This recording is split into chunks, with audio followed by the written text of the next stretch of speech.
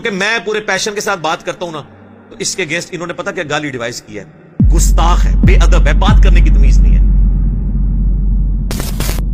واللہ اگر میں قرآن و سنت سے آپ کو حوالے دینا شروع کروں نا اور میں آپ کو بتاؤں نا، تو آپ بڑی بڑی ہستیوں پہ گستاخی کا فتویٰ لگا دیں۔ چلے میں آپ کو حصول برکت کے لیے ایک بات بتا دیتا ہوں۔ صحیح بخاری میں کم از کم 4 جگہ پہ سیدنا ابو بکر کا خطبہ آیا ہے نبی علیہ السلام کی میت کے اوپر۔ حدیث کے الفاظ ہیں کہ سیدنا ابو بکر آئے، حجرہ عائشہ میں داخل ہوئے، سلام اللہ علیہا، نبی علیہ السلام کی مبارک چادر آپ کے مبارک چہرے سے ہٹا کر ماتھے پہ بوسہ دیا اور کہا اللہ کے نبی آپ پر اللہ 2 موتیں جمع نہیں کرے گا، ایک موت آپ کو آنی تھی وہ آ گئی، اب آخرت کی ہمیشہ کی زندگی ہے یا نہیں۔ باہر آ کر خطبہ دینے لگے تو دیکھا سیدنا عمر نے تلوار اٹھائی اور وہ کہنے کہ جو کہے گا نبی علیہ السلام مر گئے میں اسے قتل کر دوں گا۔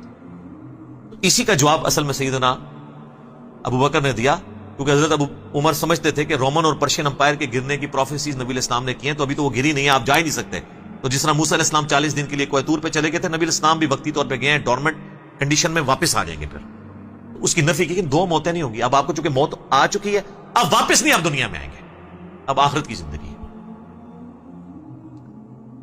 اور حمد و صلات کے بعد سیدنا ابو بکر نے پہلا جو جملہ بولا پورے کانفیڈنس، پورے پیشن کے ساتھ، وہ پاکستان کے قانون 295C کی جو یہ ایکسپلینیشن مانتے ہیں مولوی، اس میں تو وہ گستاخانہ بنتا تھا، میرے نزدیک نہیں، ان کے نزدیک۔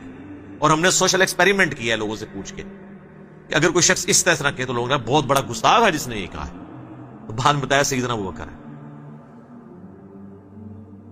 کیا کہا؟ اللہ آگاہ ہو جاؤ، من کان یعبد محمدا فإن محمدا قد مات، جو کوئی بھی تم میں سے محمد کی عبادت کرتا ہے یا کرے گا، وہ جان لے کہ محمد مر چکے، وصال نہیں فرما چکے، مر چکے، مات۔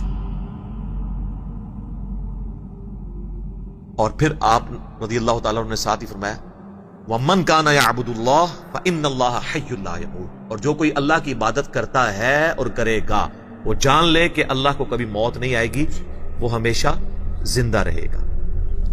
اب میرا سوال ہے کہ صحابہ میں کون نبی علیہ السلام کی عبادت کرتا تھا؟ تو یہ فرضی جملہ کیوں بولا؟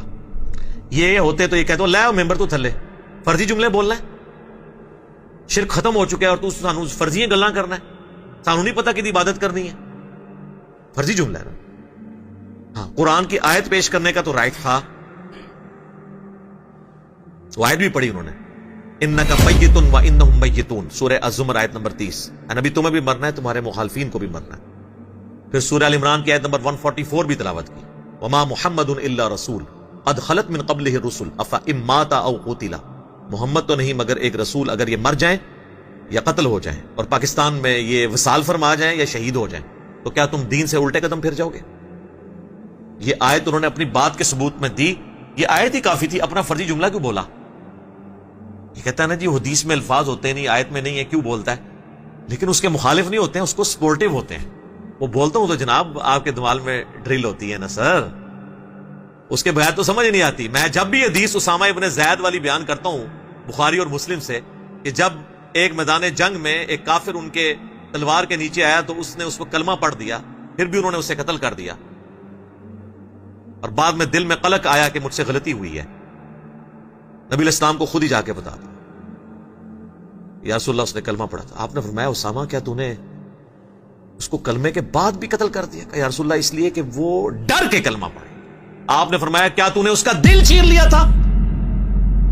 اسامہ تو کیا کرے گا جب وہ قیامت والے دن کلمہ پڑھتا ہوا اللہ کے حضور تیرے خلاف مقدمہ قائم کر دے گا؟ اسامہ تو کیا کرے گا؟ اسامہ تو کیا کرے گا؟ آپ یہ جملہ ریپیٹ کرتے رہے، حتیٰ کہ حضرت اسامہ کہتے ہیں میرے دل میں خواہش ہوئی آج سے پہلے میں کافر ہوتا، آج کلمہ پڑھ کے مسلمان ہوتا اور میرا یہ گناہ تو کم از کم دھل جاتا۔